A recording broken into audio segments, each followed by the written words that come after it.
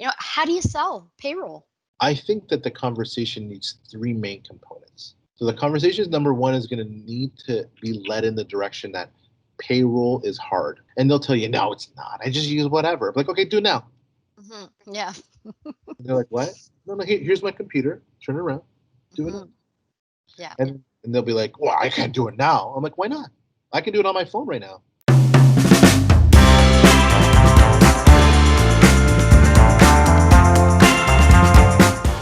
Hey there, Dustin. How's it going, man?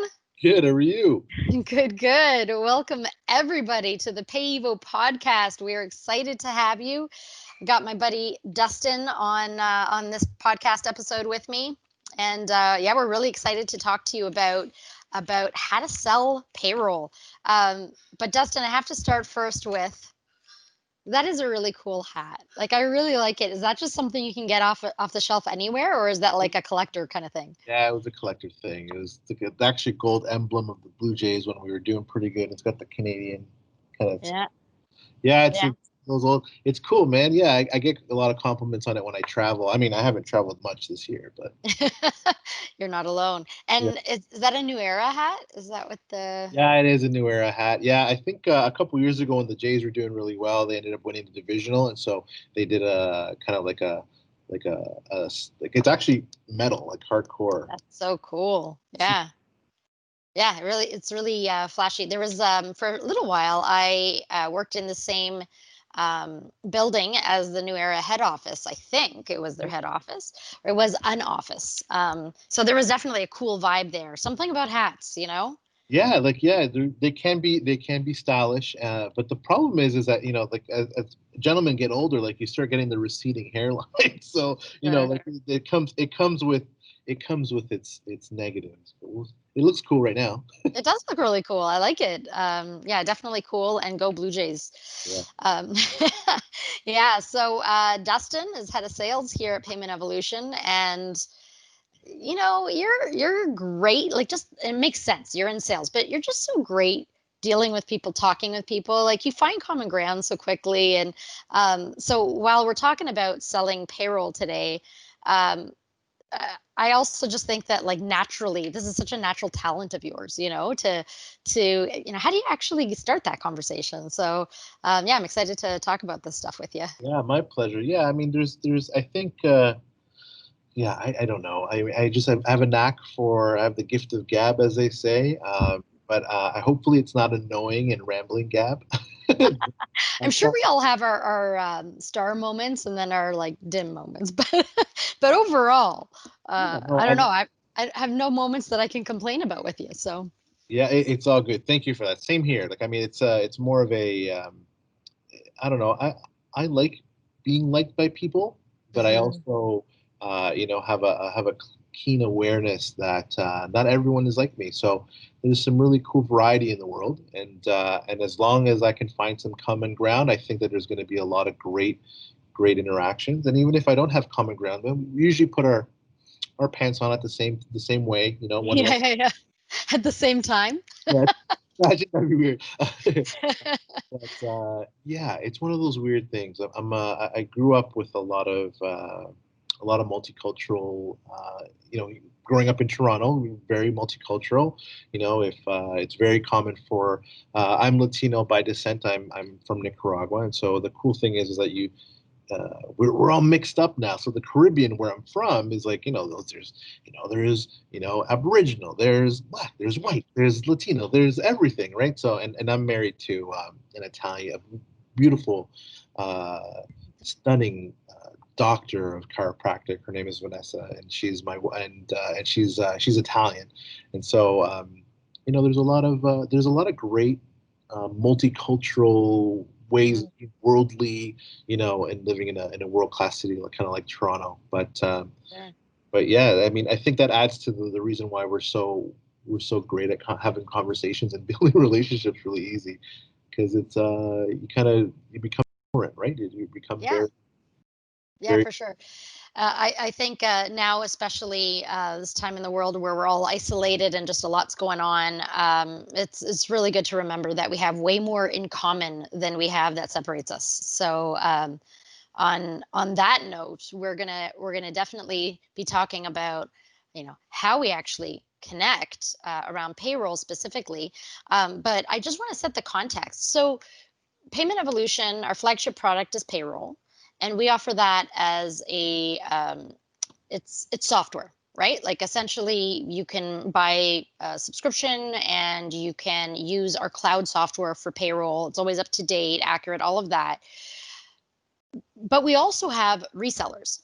Can you tell me a little bit about some examples of the resellers that might actually be interested in listening to this podcast? Yeah, so we do have a couple different type of relationships, whether they be, some type of rev sharing, strategic partner, or the more popular scenarios. We have a lot of accounting firms or bookkeeper firms that are basically usually providing a lot of great financial services slash accounting services for their clients, and payroll kind of falls into that weird realm of needing to be taxed, and kind of Mm, falls in that entire realm. And so the cool thing is that I would say, aside from some strategic partnerships, the accounting professional resellers really are kind of like the main group of people that are actually going to be maybe selling our service or selling another service, right? So yeah. they do that a lot with not just payroll; they do that with accounting software, like like the Intuits of the world, QuickBooks as people know them, or Xero, FreshBooks as well. This is very common. All Mhm. of partners of ours actually as well.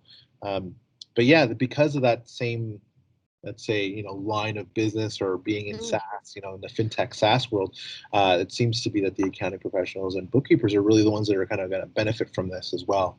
yeah. No, that makes a lot of sense. And I think there are a variety of reasons you might work with your accountant because you want the payroll all integrated with all of your books, with a bookkeeper because maybe you want to have payroll as a service. You don't want to ever touch the software. So there's a variety of ways, I guess, that you can do this. Yeah, and that's absolutely correct. Like, I mean, a lot of we service a lot of different types of businesses, and so these businesses are going to be, from all walks of life and all different types of industries, and they're going to want different things. So, just like you said, there are going to be a lot of people that maybe want to do it themselves. There are going to be, businesses that don't want anything to do with it. They want to, see it be managed by someone else, or pay for that management to be, to that payroll to be run by either their company or by an accounting professional that maybe they trust and they work with already. And then there's also going to be the ones that are doing it via, you know, any other spreadsheet or something Yes, entry, that unfortunately is a really big reality in the world right now. for Uh, sure. but Yeah, yeah, for sure. Trying to reverse engineer it or hack it is like I guess it's possible. Lots of people do, but talk about nerve wracking because there's yeah. the tax tables change and you just it's nice to know that someone's making sure like there's a whole company making sure that the calculations are accurate. Otherwise, you're relying on yourself. A lot of room for error there. Yeah, it's really interesting. A lot of people that want to do it themselves, and please don't the world out there here in our podcast, don't get angry at me when I say this, but there are a lot of people out there that are fantastic. They're geniuses, really. Hmm. Um, but it doesn't matter if you're a genius. Things are Yeah. hard, difficult, and it's just the follow up. There's this one small mistake that people can make, and we're all human. So, it's important that people start being a little bit more careful about what they're trying to achieve. Same thing with accounting. Just because you're a genius and Yeah. or something really good in business doesn't mean that you have know all the taxes, or how to deduct all of that, or what to do, or what the laws are. Um, so I encourage you to be as proactive as necessary to make sure that you can actually get the help you deserve. Like, don't hesitate on paying for something that isn't that's gonna, one, keep you compliant, and two, help you out and be super efficient. Right? There's, like you Yes. said, you have an entire company, over 50 people, in a Mhm. company trying to help you out, to make sure that we can, they can point you in the right direction. Don't take it lightly. Yeah, for sure. It would be like me trying to create my own search engine because I don't know how they built theirs, you know. I prefer to have control over the whole thing, or whatever my driver is. But talk about having, I don't know, opening yourself up to a lot of areas of weakness. Okay, so we have accountants that resell our products, bookkeepers. We have financial institutions that provide integration with their bank accounts or with their software. So anybody who is currently partnering with us, working with us as a reseller, or interested in offering payroll as a service or payroll integrated with other services you offer, this is for you. Is that fair? That's fair. Okay, awesome. All right, let's go into this a little bit further. So we're selling software, um, and we spend all of our time and energy trying to perfect our software. For organizations that are looking to resell our software, with some kind of integration into, whether it's I'm your accountant and I'd prefer you use this platform that I know how to manage, or I'm going to do it all for you, and here's, you're going to just buy, it in a pretty bow. I'm going to take care of everything for you. Payroll as a service.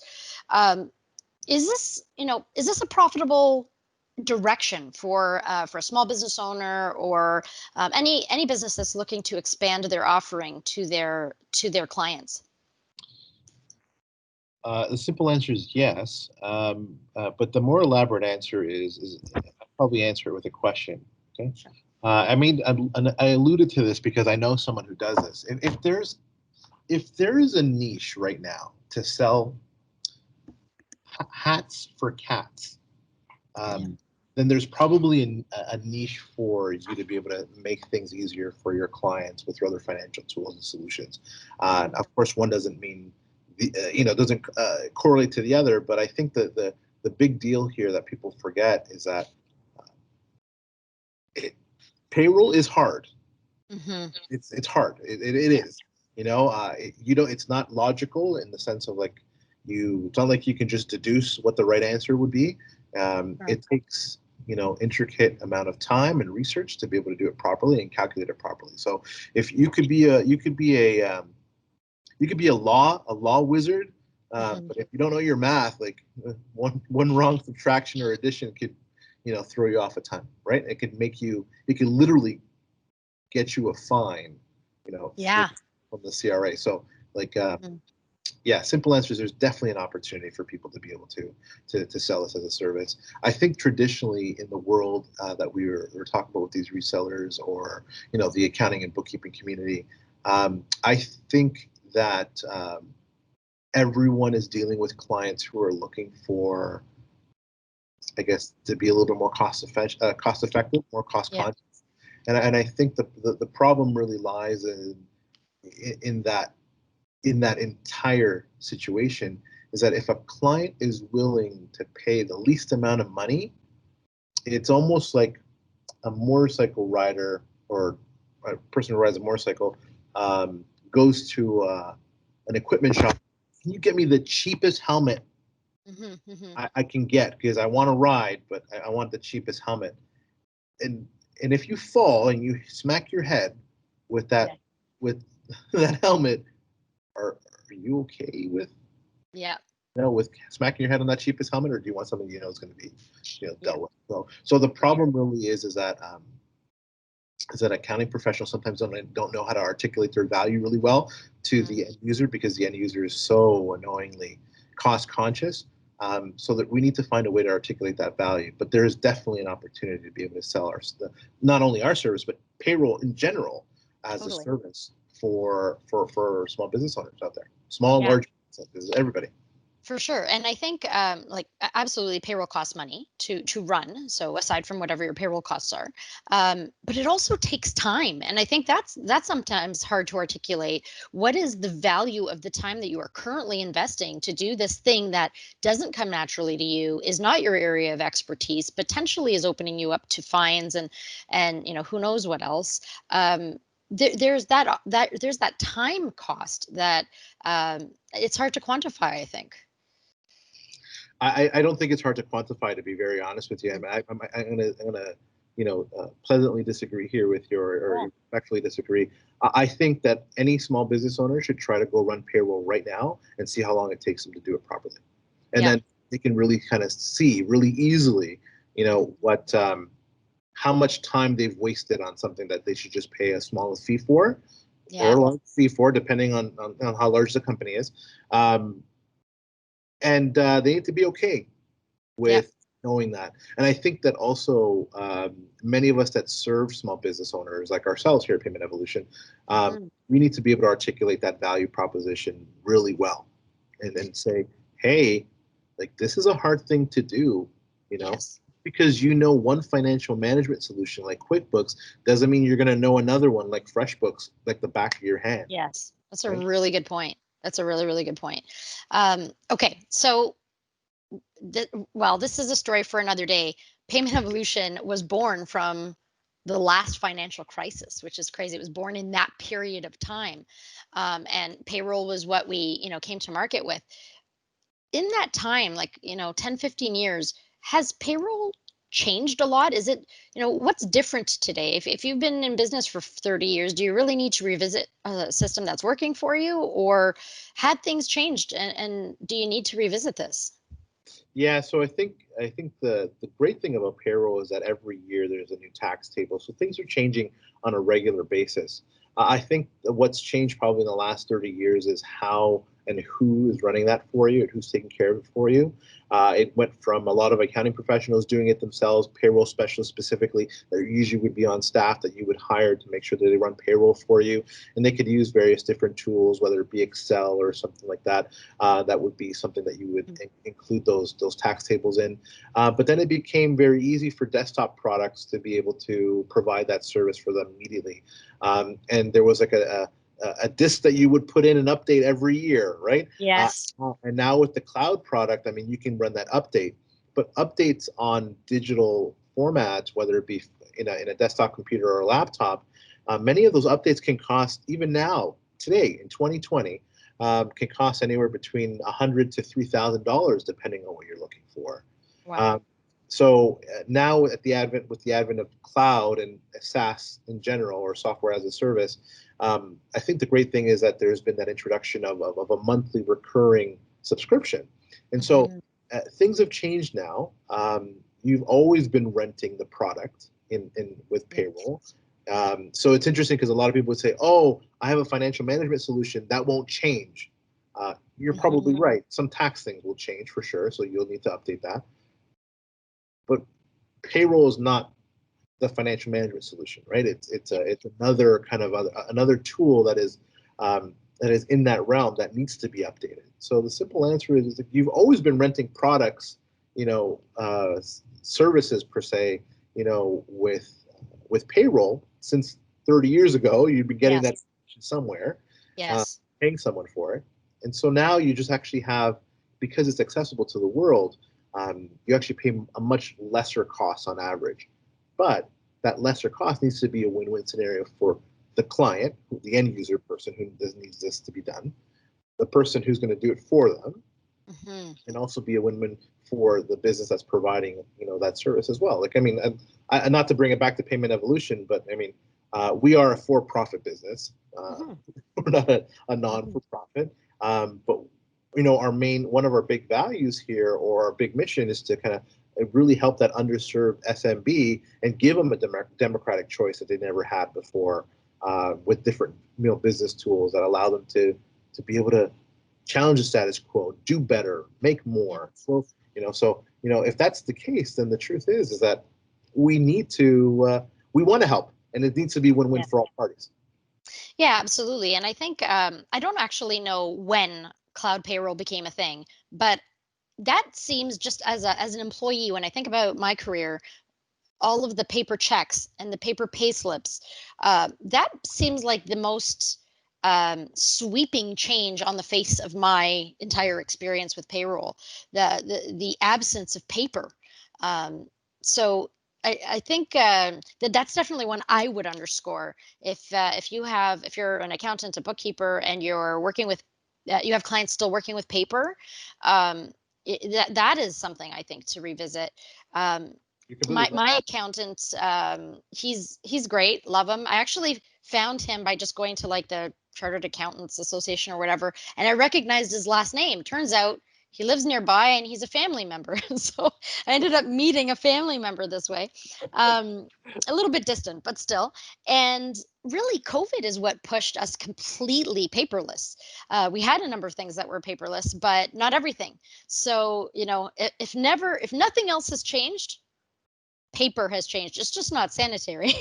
Yeah, absolutely. And funny enough, the accounting rules has had that transitional change with different terms, right? They've gone from paperless to Mhm. paper free, right? Or like so they've had it in their lingo for quite some time. Cloud literally is the paperless option. So um, I don't know. I think it's ridiculous for us to think that I'm glad that COVID has pushed us. Something Mhm. positive has come out of COVID here. Yeah. They've pushed us to be to embrace change, embrace technology, and ultimately get us somewhere where it could be more cost effective, and also much more helpful. Yeah, for sure. I am a bookkeeper or an accountant, or I am a financial institution, or I have accounting software, and I want to add on payroll, and I need to decide who I'm going to speak to. Am I looking, describe to me the target audience. Am I looking at new customers, existing customers? Is there a particular profile that I should try and target? What are Okay. your thoughts on that? Yeah, that's fair. And then this is going to be a little controversial when I say this, and hopefully people don't get angry at me when I say this. I know that in a lot of our resellers, whether they be strategic partners or actual people and firms like the accounting professional kind of community, um, everyone needs payroll. Okay, even a sole proprietor themselves, if they want to give themselves some type of pay that allows them to build some type of credit or some type of understanding that they're an employee and gives them some credibility. It's always going to be beneficial. And some people say, well, I mean, they may have to be making over $50,000, over $100,000 as a business. It can be it could be sole proprietors. Sorry, not sole proprietors, but incorporations. Hmm. You can put a bunch of labels on it, but the Hmm. truth is that everybody needs it. Okay, if you yourself, and actually, I think this is actually accurate. Excuse me for bringing up Sure. something personal of yours, Juliana, but I think it is as you, as an employee of Payment Evolution, Hmm. have a nanny, and you Yes. use payroll, a Yeah. payroll tool, which you pay for, by the way, if I'm Yes, not. I do. I chose to upgrade and pay for the premium services because that's what I wanted. I didn't want certain I didn't want certain things in my hands. So yeah, So if totally fair. so you're not, I mean, you do have a business, but if you are an individual and you need Hmm. to do this, then and you're paying somebody, then you need it. You're not even a business, so technically Yeah. anybody could really use this depending on their scenario. Yeah. And so the simple answer is that everybody needs it. Yes. Any of the Yes. criteria that you put on it, Mr. or Mrs. Reseller, Hmm. okay, that is up to you to impose on yourself. Okay. But there are people out there that are your peers that Hmm. are offering the service to everybody and anybody. Yeah.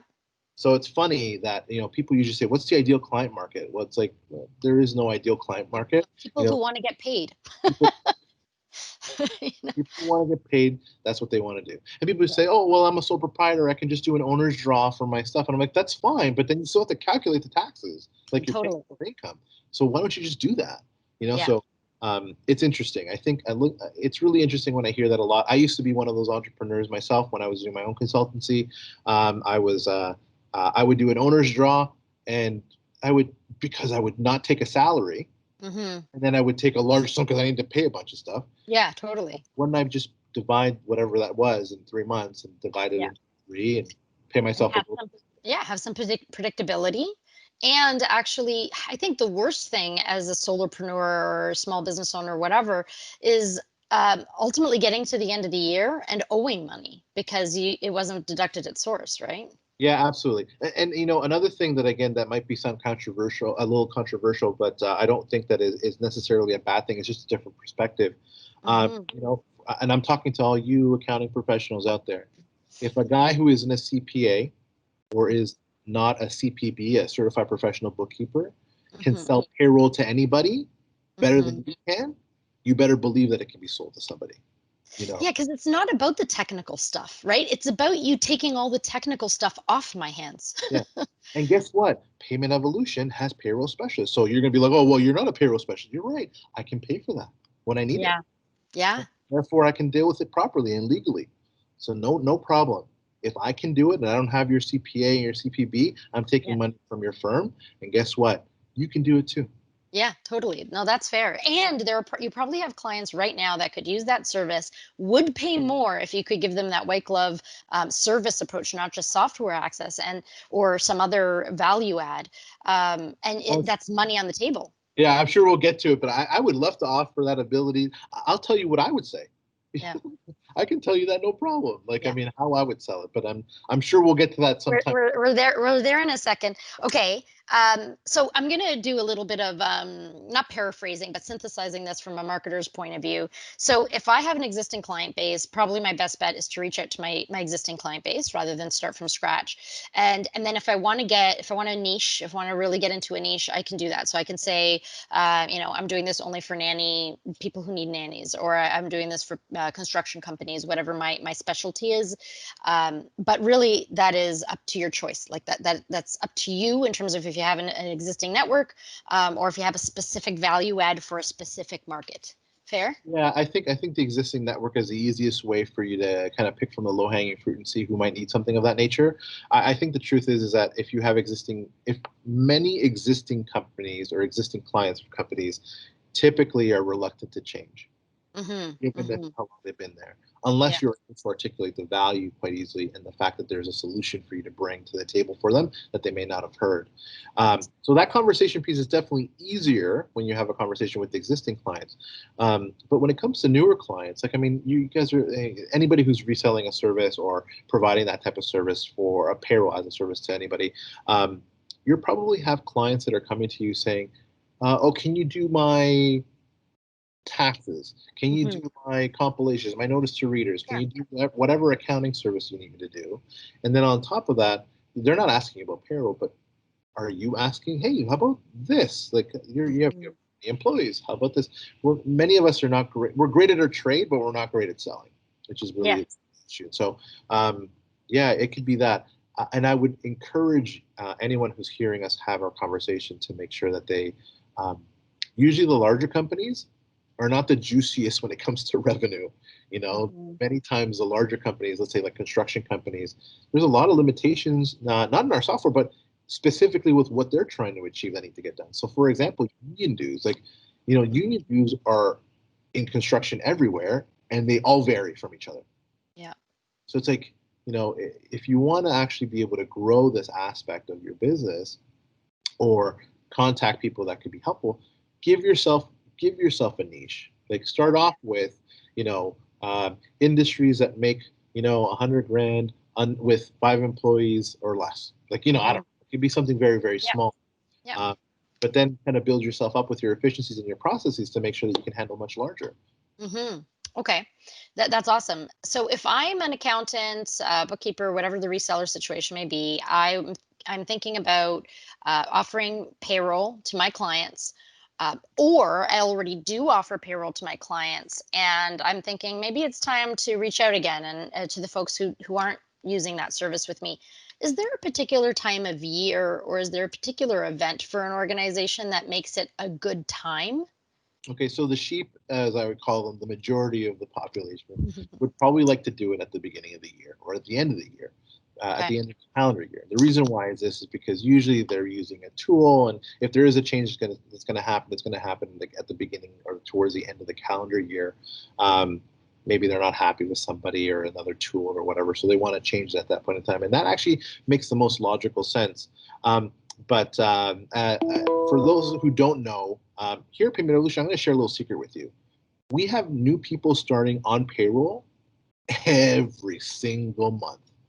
So many people think that that's the right time. The right time is when you're had enough. That's the No, that's a really good point. It's interesting because I think, this is really the position of marketing, the point of marketing, to make sure that people are aware of what you do, so that when they need you at that point where they're ready to buy, they know that, as opposed to starting from scratch, which is, then you might be the path of least resistance for your clients to buy something. But if they don't know that you offer it, they might start at Google and, buy from someone they don't know, don't trust, who's charging them unfairly. Who knows? That gives them the attention that you're not giving them, for sure. Yeah, yeah, awareness is huge. So yeah, definitely like letting people know what you offer is a good thing. And there's a lot of opportunity for even a lot of, without sounding like a complete capitalist here, there's a lot of opportunity for people to make a lot of good money. Mhm. Typically, whenever you start a transition into a new software product, there's going to be setup charges. Okay, Yeah. there's going to be time and investment of time that you need to put in. Um, why not create a year-round business model instead of just during tax time, right? Or just Yes. at the beginning of the year. So you can do that all the time. And guess what? Some of these, if you go to a lot of the competitors out there, like a lot of the status quo kind of client, what's it called, competition that we have out there, like the Ceridians or the ADPs of the world, great companies, but there's some large setup fees. And so those setup fees can easily be passed on to your clients if they had enough with whomever, Yes. and you can have a nice setup fee, revenue stream of Yeah. when you do that for your clients, and they're going to be thankful because you're providing them the help that they deserve and they want. But you're also going to be doing this year round, and you can do this really, really well. Um, Hmm. the people who usually wait for the end of the year are usually the ones that I call the procrastinators in the industry. Uh, Hmm. because they're just going to say this is the only time it's a good time. And the answer is no. You know, Hmm. like if you ask anybody who's passionate about anything, and let's not even talk about the world, talk about the business world. If you talk about two star-crossed lovers like a Romeo and Juliet, ask them when it was the best time to get married. They said yesterday. Yes. So Yeah. when people are excited about something, they're willing to Hmm. do stuff yesterday. Right? Yes. So remember that. And a lot of the times we tell them, oh no no no no, we can't do it because I don't have the bandwidth. Can you Mhm. hire somebody, you know, Yes. and train them? If it is an industry like the accounting industry, can we hire somebody with the experience necessary to be able to do what you need them to do? And even tons of outsourcing companies out there that you can even leverage too, right? So um, there's a lot of options here, I guess is what I'm saying. Hmm. And people forget it because there's always an exception to the rule, and Sure. there's so many of those that we sometimes forget that it can be done anytime, and there's people out there doing it right now. Yeah, for sure. I really love the point that you made about the setup fees, because I've run my own company, and there was a point where I had a number of employees, and I was using one of the big companies out there, and I paid a decent setup fee, a pretty darn decent setup fee, and I really felt like I was alone. I would have, I was not happy paying that setup fee. If I actually got real setup, I wouldn't have minded at all. Mhm. But instead, it was, calling in, waiting, for support tickets to be responded to, and there was this idea that, like, "Oh, why are you asking these stupid questions?" Well, because I haven't done this before, because I actually need your help, which is the reason I'm paying for this. So yeah, like the idea of the setup fee piece is a revenue generator because it truly adds value, and people are already paying it and not getting the value. So Right, absolutely. yeah, really good point. Okay, so I have some other questions about, like, the stuff around selling payroll, but let's. I don't know if I'm going to actually ask these questions properly, so feel free to drive if you think that's best. Okay. But how do I bring it up? I have a brand new service offering. It's payroll. I have payroll for you. I haven't had it before. What's the best entry point? Like, how do I just start calling all my customers? What do you recommend to let people know? Ooh, what's the best entry point? Okay, so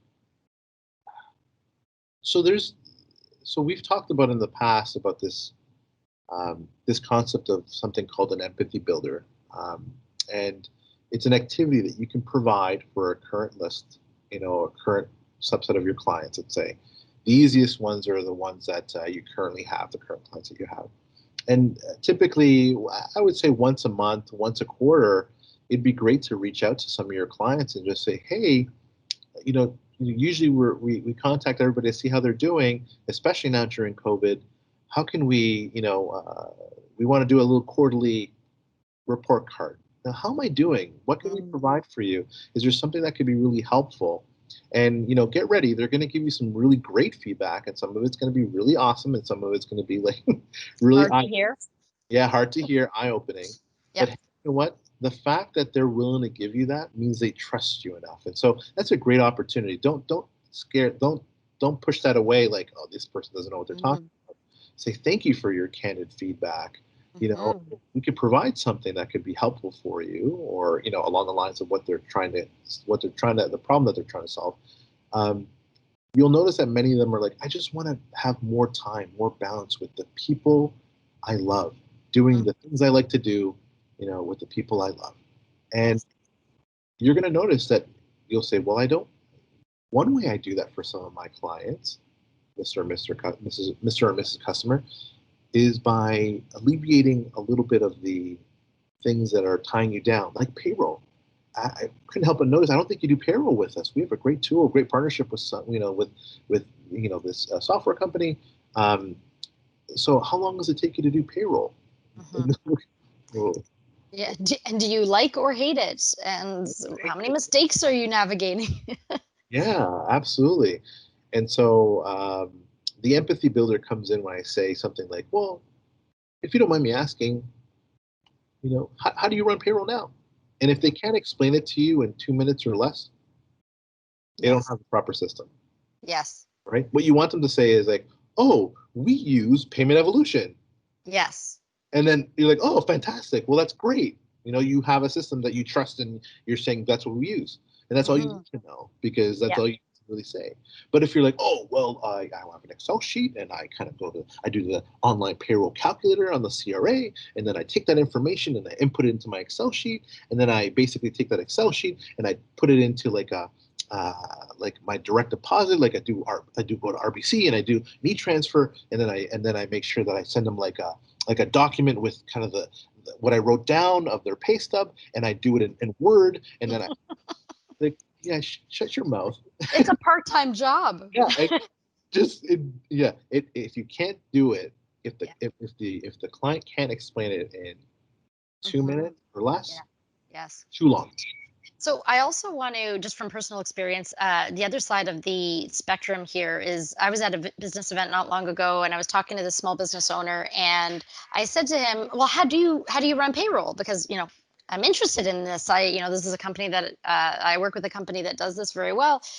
And he very quickly said, QuickBooks.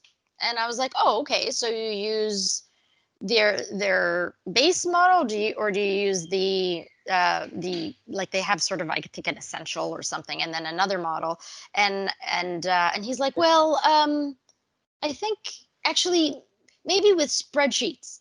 So like, the more I asked questions, the more, like, he gave me very quick answers under 2 minutes, but they were clearly like, they were all pointing to the confusion that he actually didn't fully know.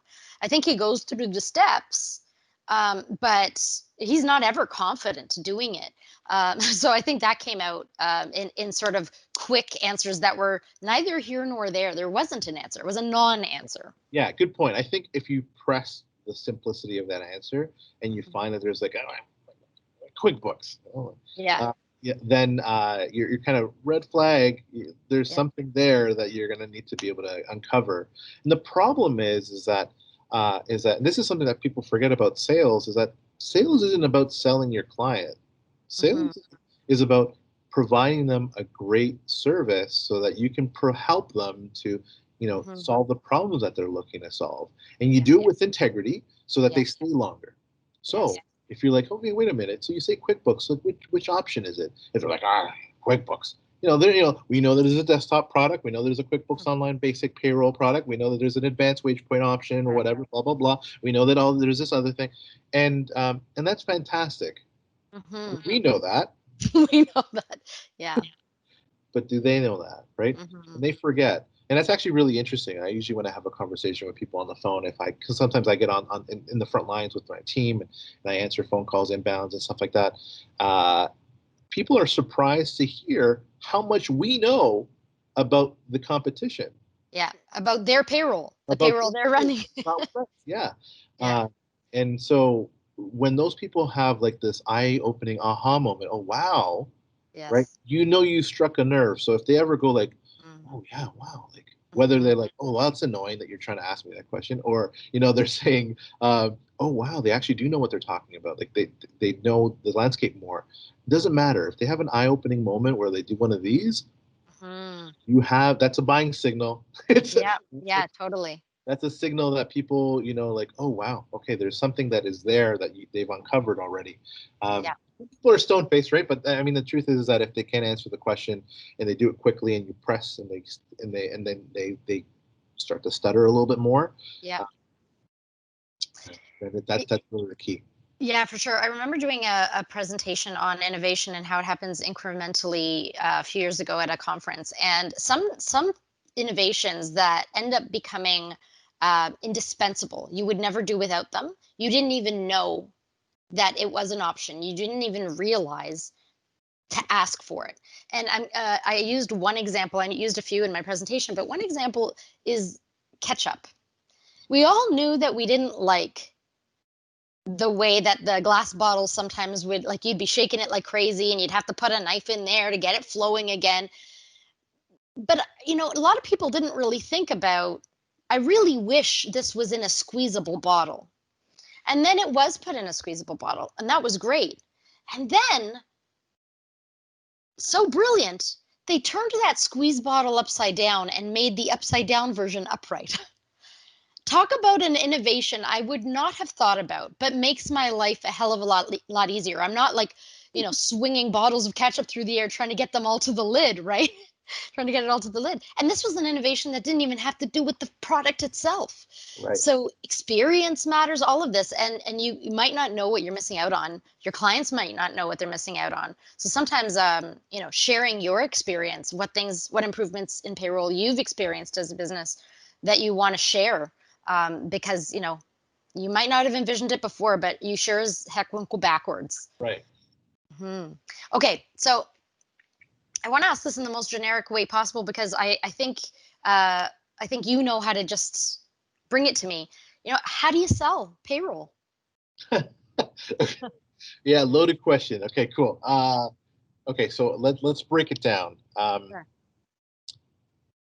Let's say a couple of things have happened already. You've asked, they may be asking you about payroll. You're asking them about payroll, about how they do it. Um, I think that the conversation needs three main components. Okay. Okay. So the conversation number one is going to need to be led in the direction that payroll is hard. Okay. Mm-hmm. Okay. Payroll is difficult to do. It's not accounting. It's something in the financial realm. Um, but just because you have accounting acumen doesn't mean you have payroll acumen. So payroll is hard. And they'll tell you, no, it's not. I just use whatever. I'm like, okay, do it now. Mm-hmm. Yeah. And they're like, what? No, no, here's my computer. Turn it around. Do it now. Mm-hmm. Yeah. And they'll be like, well, I can't do it now. I'm like, why not? I can do it on my phone right now. You Yes. do it. And then they're like, well, I'm like, okay, no problem. Fine. You can do it. Yeah. Straight, right? Number two, hey, empathy builder. I just talked about it. So you know, here's the thing, and you can offer this. Say, if you can run your payroll in under 3 minutes, I will do it for free for you. Here, Mm-hmm. Mm-hmm. and you let them fumble around, and you let them kind of, well, I'm not here to make myself look like a fool. Oh, Yeah. okay, no problem. I'm just trying to uncover if this is something that you need or not, because I would That's be right. doing a disservice to you, Mr. or Mrs. Customer, if I didn't share my expertise and actually help you here. It's up to you to decide to take it or not, but I'm not trying to push trying to pull your leg to do that. Mm-hmm. I'm trying to be the best service, trying to provide the best service I can by articulating this to you. Mm-hmm. Okay, Mm-hmm. fine, fine. Here, Lynn. They don't know how to do it. They get frustrated, like, I can't do it. And then you say, okay, well, now we know it's hard. We know that how you use it isn't necessarily you're not the most confident in it.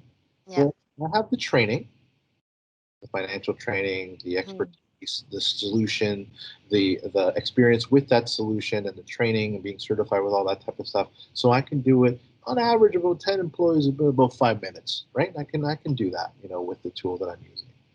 And then I ask this question. I'll say, based on what I see here, you have an average remittance to the government per month around this much. $5,000, $10,000, $600, whatever, right? And then you ask this question, and you ask the question, and you do not say anything. Okay? Okay. Look them dead in the eye, and you say, how much are you willing to pay as an insurance so that you never have to pay this fee as a fine to the CRA for $1,000 a month? How much are you willing to pay out of this $1,000 a month as a percentage so that you never have to pay a fee? A penalty. Yeah, as a penalty. And you keep looking at them, and they'll be like, I don't know, 10, 15% out of 1,000. Yeah, like $100, $150. Yeah. And funny enough, that number, which right now through some independent research that we can have done by going and doing some stuff in the field and being with some clients, do you know what an average firm charges? Well, we're in Ontario. An average firm charges for running payroll for on average about 10 employees. Tell me. Just shy of $200, so about $198. So that's every pay run? That's every month. So let's say it's about $100 a pay run. Okay. So, or $99 a pay run on average. Yeah. Okay? So think about this right now. Whoever's listening here, think about this for a moment. How high above that are you? How low are you? And if on average they have 1 or 2 employees, they're going to pay on average of about maybe $600 to $1,000 in source deduction remittances. Yes. And if you say 10%, that's $100. Yes. And I can tell you right now, the problem is in the industry right now, when people resell this tool or this product, is that they're looking and they're like, oh, the client wants to pay $10. It's like, are you kidding here? $10? Like I can't even get a meal at McDonald's for $10. Yeah. You want me to run your damn payroll Seriously. that you're paying employees 20, 30, 40, 50 G's for? Come on. Yeah. In fact, sorry, go ahead. Keep going. No, I was going to say, so, you look them dead in the eye, you ask them how much they're willing to pay, and then they'll give you a percentage. Yeah. And right now, the simple answer is, if a person says 2%, okay, you say, oh, okay, no problem. And then you don't have to say anything after that because they're going, oh, you want to do it? I'm like, nah, not worth it. Yeah. And then they're going to try to win you over. I'm like, why not? Why can't you do it for $20 for me? Why can't you do it for, like, oh, it's okay. Like, we have a standard fee, but clearly we're not a good fit when it comes to that. And the moment you say something like that, people are going to want to prove that they are a good fit. Okay, no, I was being kind of cheap, but I'll do it for 10%. So the average amount that people will say is about 10 to 12%. Some people going as high as 18%, which is awesome if you think about it. Yeah. I think that's great, but for larger businesses, they're going to have a percentage and it's going to be much bigger. Right? Yes. Yeah, absolutely.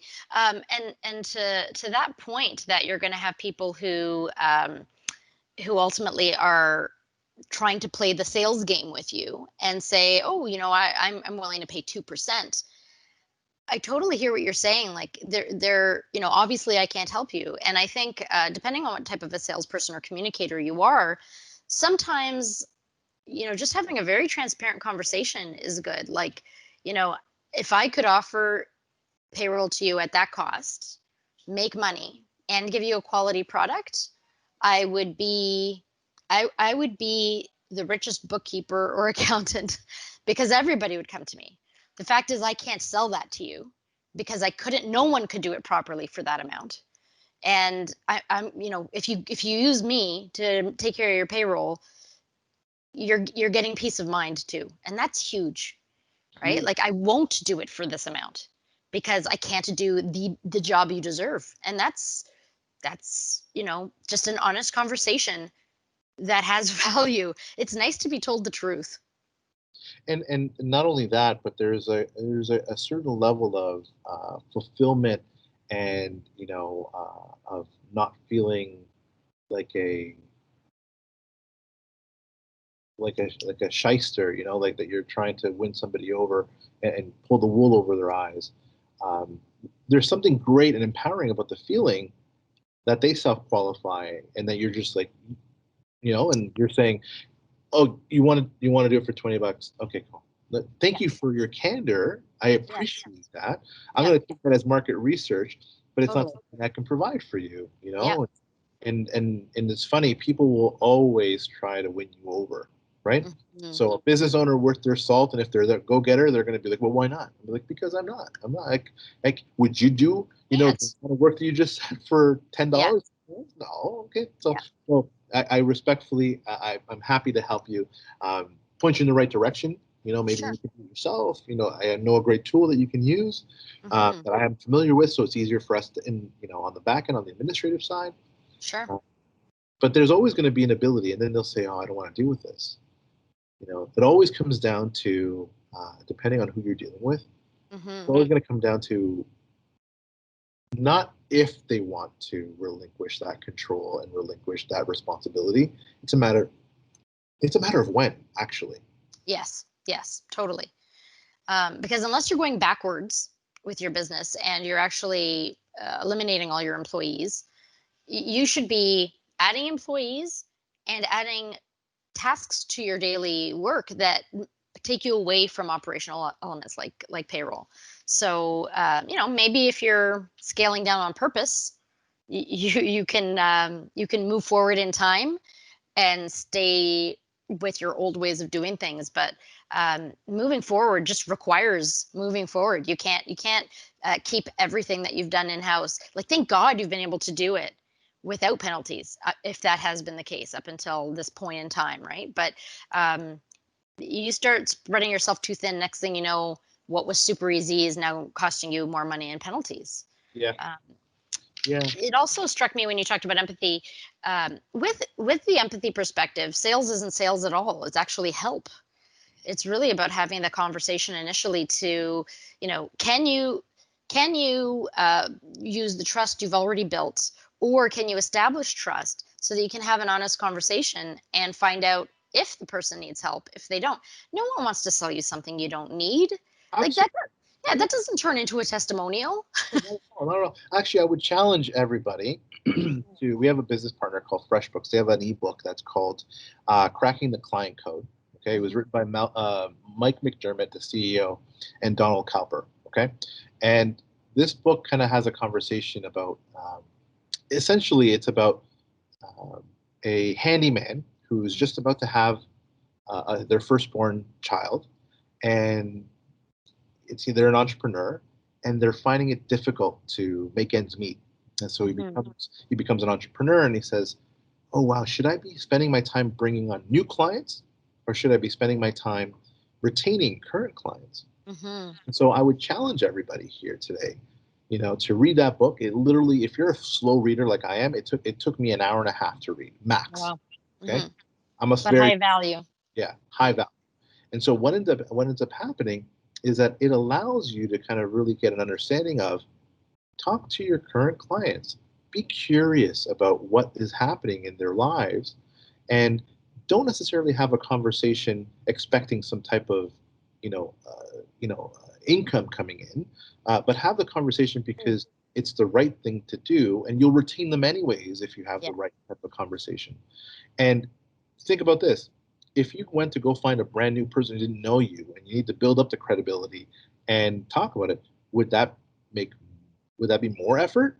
Yes. Probably, right? So Mm. yeah, definitely start with your current client base, and be empathetic, and don't necessarily go in there expecting some type of commerce. Plant the seed, and you'll notice that the people will come to that conclusion themselves.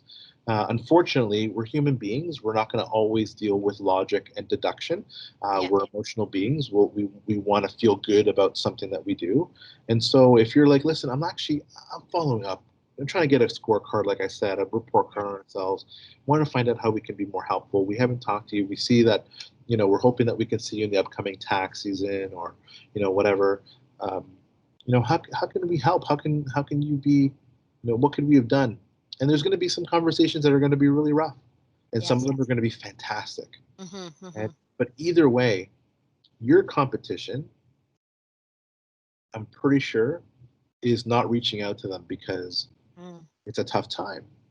Yes. Do you want to be known as the company that reached out, not be to sell, but to see how you're doing? Are you okay? Yeah. And have that empathy. Because I can guarantee you that if that's the case, they're going to stick with you for life. And you got to do something really bad before they ever leave you. Yeah. So, No, that's fair. That's powerful even. It really ultimately comes down to the fact that we're human beings. And when we act like that, when we act like a community, we don't have to have discovery calls, right? It doesn't have to be that way. It can, in fact, just be open, honest conversation. And that turns into, I hear that's a problem. I have a solution. I have a recommendation. I have a way to help you. How big of a problem is this for you? and guess what? If all else fails and the conversation wasn't necessarily a success because there wasn't an opportunity for you, there's always one last thing you can do, which is say, well, if you feel great about the service you've had and what you're trying, and what we've done here, if you know anybody that could benefit from having a better experience than where we are right now, or anybody that's having the same problems that we've been able to solve for you, let me know. I'd love to reach out to them and help you out. Maybe Yeah. you can refer someone to us. And Mhm. funny enough, if you are worth your weight in salt or gold or whatever we want to call it, someone will say something, and they'll Yeah. think maybe not at that moment, maybe, Yes. but they'll talk about it later, and someone will come your way, and that's when the ROI of that conversation being super helpful. So remember, for me, it's simple.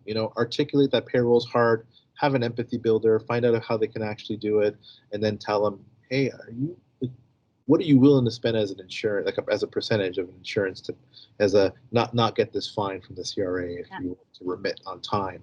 Yeah. I don't want you to ever have this feeling of like you're always going to have this lingering over your head. No, what do you Mhm. pay as a fine, as a percentage to avoid that fine, which is going to Yeah. be this much. Yes. Yeah, totally. Okay. How about closing the sale? How do you actually close it? I know that like I've met some really talented relationship management folks and some great salespeople who struggle with that moment. How do you close it? So there's a lot of ways to close it. Okay. And there's going to be a lot of people that are going to be, so the more assertive you are, the more confident you'd have to be. Hmm. The problem solver close is the easiest if you in your mind have clearly said, hey, this could solve that problem like this, look, and someone does this. Oh, Hmm. well, you know what, let's get you started on that. Does that Yeah. make sense if we can solve it for you? And Yeah. they said, yeah, it does make sense. Yeah. You're asking for business, but you're not necessarily asking them to make a stark decision. So are we going to move forward with this? That's a stark decision, right? Like, are we Yes. moving forward with this right now? Can I sign Hmm. you up? Yeah. It's too harsh, right? But Yeah, depending for on, sure. on your uh, on your confidence level, you can do that. Now, there's also the what they call the presumption, right? The Mm, presumptive close, right? It's that's a funny one. It's like, well, not my style. well, listen, if this is your issue and we're going to solve this problem for you, then it just Yeah. makes sense. So let's get you started. And you're like, what's your phone number? 416 again. Yeah. Like Yeah. that. You need to be kind of like, you have to have some swagger to be able to make that happen. Sure, but it also needs to reflect the conversation. And if that's your closing and that's what you always use, it's just you're going to miss the mark sometimes and miss the sale because you approached it in a way that didn't align with the conversation. Like habit isn't necessarily good. I'm going to quickly add a little anecdote. I There's this company that I've been following for a while. They have an information product that I'm very interested in. Um, I think they overcharge for it, and I've said, you know what, you let me know if the price is, if you guys ever have a discount or a promo or whatever. I'm willing to pay this much. Like I've been that upfront. And so they've come back to me a couple of times, and we've had conversations. And so I think the second time they came back to me and said, how about now? I asked what has changed, and so we kind of went through all of the steps, and then he said, okay, you know what? This is clearly for you. Let's just go with it. I'm ready to take a deposit from you. What's your credit card number? And I was like, oh, buddy, you just ruined it. You just totally ruined the sale, because the entire time I'm telling you what my objections are, plain and clear, and you followed a script and ignored the human interaction part. So yeah, anyway, I gave him some nice sales feedback, sales training feedback kind of thing. But yeah, I'm not going to do business with someone who does that. So I think it really depends. If someone's been very clear and said, I definitely need that help. Yes, that price is exactly, that's worth it to me. Then it makes sense to say, all right, awesome. Let's get it going then. Why Yeah. are we waiting? But that has to follow. But that's my style for sure as well. So let me be a little bit clear. All these types of different closes that you can provide for a client are going to be depending on the conversation type. If a person's pretty assertive and they need to be assertive back and you're mimicking them, you most likely will take that approach. But if a person is very docile and they're really problem solving and you haven't solved their problem, you're never going to get it. So let me kind of share one last one. Okay. Sure. Okay. There's this theory in sales that the close is actually the easiest step instead of the hardest step. Mm-hmm. And it's the easiest step because all of the work that you've done from the beginning of the conversation, which is like the introduction, the questioning and listening, the short story and pitching them all, and then kind of going into the close, if you did those first steps first, that close is going to be a lot easier. Totally. Okay? Mm-hmm. So, when I talk to a lot of individuals about when they resell our product, I say, well, what's your 5 steps to your pitch?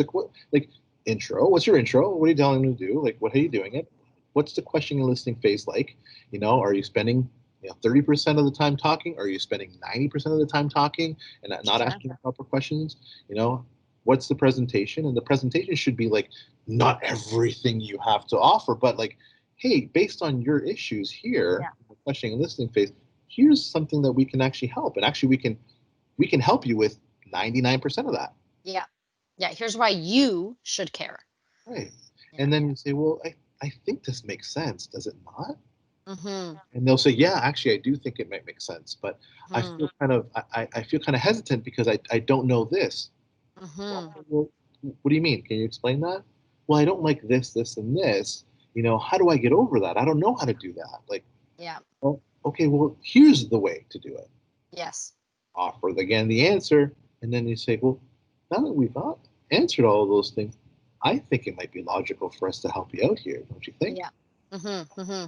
Yes. Okay, cool. Move forward, right? Yeah. For Um, sure. so the theory is that you don't have to do a hard close. Mm-hmm. That's not Mm-hmm. what I suggest you do. Actually, it's funny enough, I was kind of having a conversation similar like this to a lot of our sales team, and I was telling them, you know, you just need to know what the next step is. Mm-hmm. That's Mm-hmm. the answer. It's just, hey, Mr. or Mrs. Customer, so what would be the next step here for you? Yeah. Yeah. What do you actually want to happen next? Because there's a logical step in their mind. Yeah, like, well, you just show me how you can fix this for me. How much is it? Yes. Oh, Yes. if once they ask you, buying signal. Mm-hmm. Yes, exactly. And So so you on say blah, blah, blah, blah, blah, and then you kind of get into the answer. mm-hmm. Okay, so on that note, how much should you be charging? How much should you be charging if you're reselling, if you're providing payroll as a service? People are going to have a certain appetite, what they can handle and what they can't, what they're not going to be okay with. How do you choose how to price your offer? Yeah, that's a great question. I think the simple answer is depending on where you live and where you're working, it's going to be a different price. Naturally, the cost of living is going to be different, and Mhm. so it's going to be tough for you to do to kind of. But here's some way to decipher it. If you are in any way, shape, or form serving clients that are under 5 employees, let's say, Mhm. the average payroll it should call operational costs it should cost you is no more than I would say anywhere between $75 to $100. Yeah. Okay. Okay. If you like, it should be the lowest. Okay. Yeah. And is that per month, per pay run? That I would say per pay run. Okay. Because your time and your effort and your knowledge and it's like a CPA charging for their actual accreditation as opposed to the work that they're doing too, right? This is something that's also needs to be involved. And so one of the things that we don't talk about here, and we haven't spoken about, unfortunately, because it might take us even longer, is how you bill. Meaning, do you bill per hour? Do you bill in a value billing approach? Do you bill in a value pricing approach? Like, what's the way that you charge your for your services? And when I say $75 to $100 per pay run, I say that because what happens is something messes up. Sure. Not even if you mess up as the accounting professional or bookkeeper. Let's say your client messes up and doesn't hand in their timesheet for their employees at the right time. Missed a deadline. You got to add an extra couple bucks or whatever to shorten reduce the lead time and deduce da da da da da.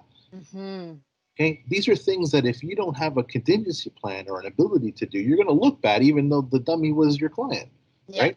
So, I always say, put it, know your worth, then add tax. Okay, and on top of that, put in a little bit of a percentage for contingency. Yeah. We do it when we're doing a renovation of a house. We have a contingency budget. Totally. How many times we go through that contingency budget? We watch this CLC all the time. Absolutely. So should you. So. Yeah, absolutely. And the fact is, people would prefer, I think, across the board. There will be some that don't, but across the board, I think people would prefer to spend 5 to 10, 15% more and have you help them and go above and beyond when they need you, as opposed to when they need you, the conversation is, okay, well, that's going to cost you this and this extra. It's part and parcel of the work that you do. There will be errors. You will cut the wood wrong. You need to count for that waste, for that extra time and all of that support, whatever it is you might need to give and all of that. But a time when you're in a crunch, no one wants to hear, I can help you with that. It's going to be, so yeah, thinking about that is smart, definitely.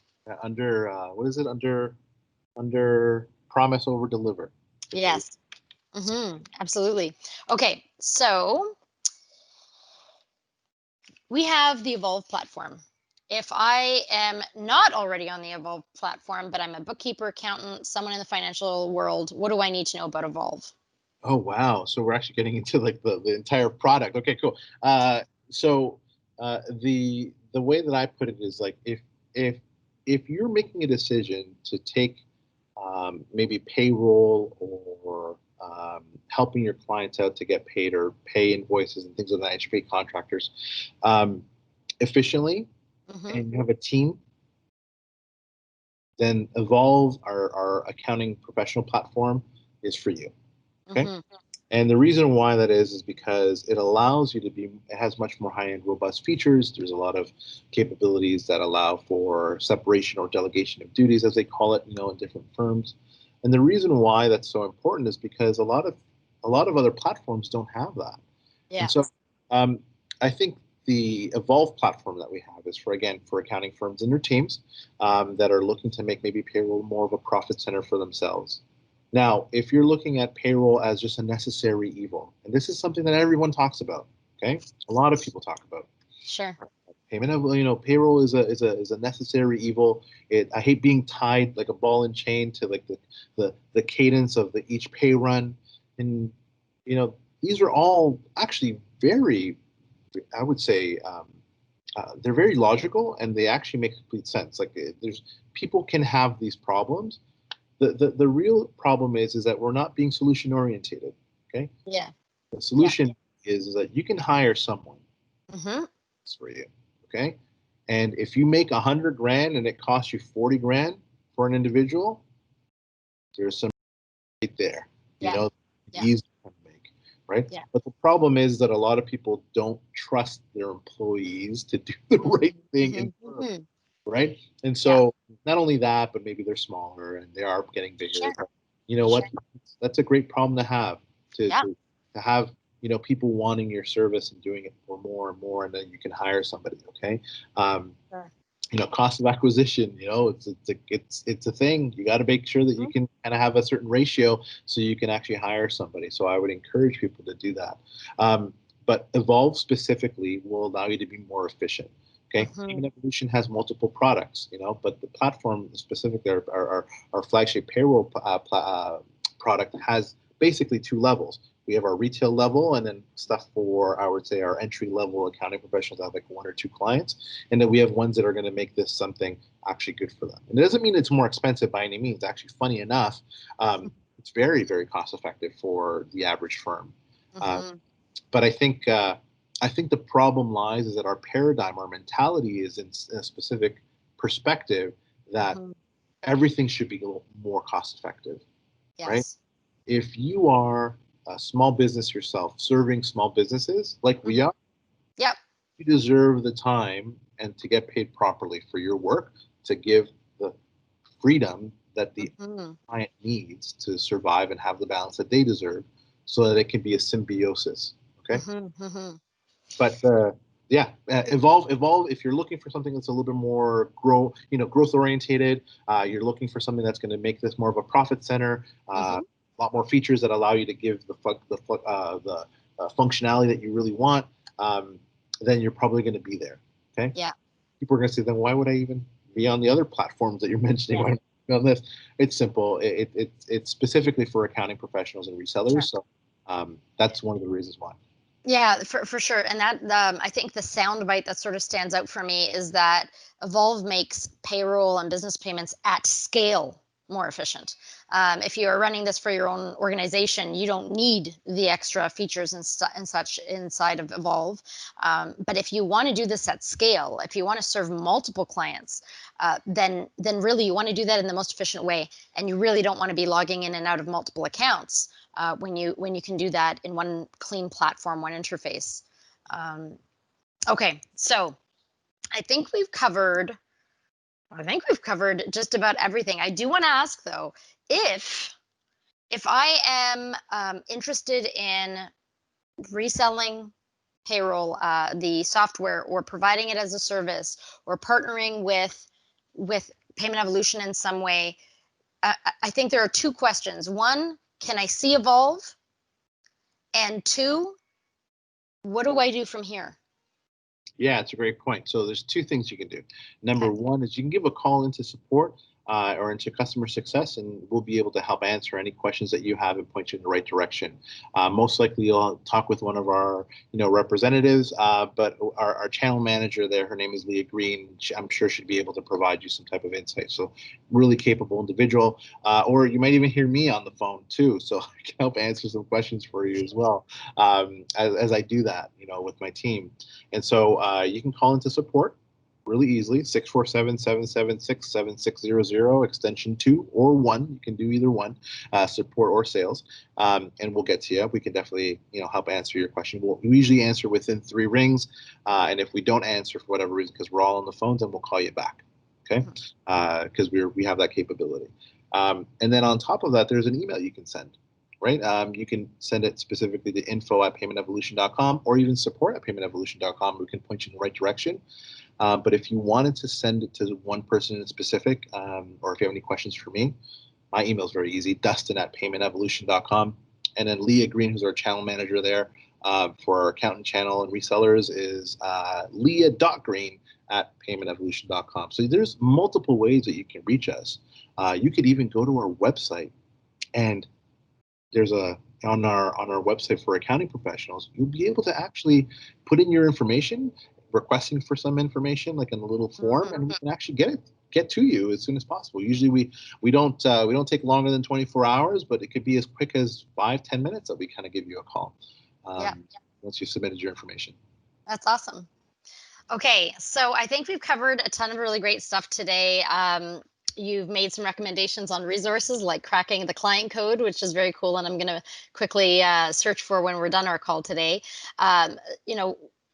What kind of profit can be made here, how the payroll world has changed, who's interested, who should I target as a reseller? What am I looking at? New, existing clients, specific niches? this is in particular a good time of year because everyone assumes that this time of year, near the end of 2020 here, is a good time of year to make the change. And ultimately how to have that sales conversation. It's not awkward, it's not pushy, it's actual curiosity and solution. It's helping each other, which I really appreciate. And then the sweet cherry on top is that you can get a demo of Evolve. You can get a demo of our payroll, and Dustin and team are available to help. I'm going to call out the number again in case you're typing it into your phone right now. So it is 647-776 7600. That is 647-776-7600. And then you can always email us at info@paymentevolution.com or support@paymentevolution.com. The cool thing about our support team is that they're just such team players. They'll make sure that your question gets to the right person, no matter what it is. So we've got your back that way. Yeah, and being Dustin. encouraged. I would say be encouraged, everybody. Like, this is really cool. We're talking about payment evolution, but a lot of the questions that Juliana has asked me are like, what would you charge? What would Yes. you guess that you would charge? Our cost is much smaller than that. So don't be scared about kind of learning more about us. You'll notice it'll be substantially more cost effective as a reseller, as a wholesaler here with us, or as an accounting professional, kind of providing that type of service for your clients. Don't shy away from something new and shiny and sexy like Payment Evolution and Evolve, and hopefully we see you soon. Yeah, for sure. I definitely want to end this off. We often end our podcast asking, please tweet us or email us, or just let us know in one way or another what topics you'd like us to cover. We've got your back. You can tweet us at PayEvo. That's at PayEvo. But I think that this really ties into a bigger theme. Ultimately, we're doing this podcast, this topic on how to sell payroll. We offer payroll for resellers, people who can add more value to our product, and have clients that need that extra value. And we offer affordable, robust payroll. And that's all tied to who we are. We really just want to help grow small and medium-sized businesses in Canada, help Canada succeed, to grow our economy, and be solid, have each other's backs from that economic health perspective.